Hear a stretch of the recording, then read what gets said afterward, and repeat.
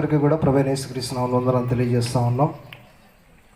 ప్రియమైన దేవుని బిడ్డలారా, గడిచిన 2 దినముల నుండి ఈరోజు 3వ దినముగా మనం వాక్యములు వింటూ ఉన్నాం. దేవుడి యొక్క గ్రామాన్ని ప్రేమించి యొక్క మీటింగ్లను ఏర్పాటు చేయడం జరిగింది కనుక విన్నటువంటి వాక్యాన్ని బట్టి కనీసం ఒక ఆత్మైన రక్షించబడాలని దేవుడు కోరుకుంటూ ఉన్నాడు. ఈ దినాన చాలామందికి అర్థం కాని విషయం ఏంటంటే, క్రైస్తవులు వారి దేవుడి గురించి వారు ప్రకటించుకుంటారు, మాకేం అవసరం లే అని అనుకునే వారు చాలామంది ఉన్నారు.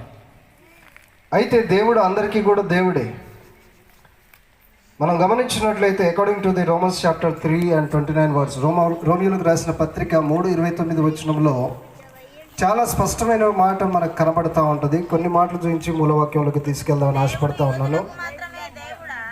ఎవరికట? దేవుడు యూదులకు మాత్రమే దేవుడా,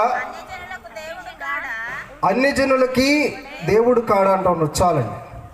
ఆనాడు దేవుడు ఇశ్రాయేలు ప్రజలను ప్రత్యేకంగా ఏర్పాటు చేసుకొని వారికి గొప్ప దేశాన్ని దేవుడు ఇచ్చాడు. అయినప్పటికీ కూడా దేవుడు ఈనాడు కొత్త నిబంధనలో భూదిగంతంలో ఉన్నంత వరకు ప్రతి ఒక్కరు కూడా రక్షించబడాలని ఆయన శిష్యుల చేత ఈ వాక్యమును ప్రకటింపజేశాడు.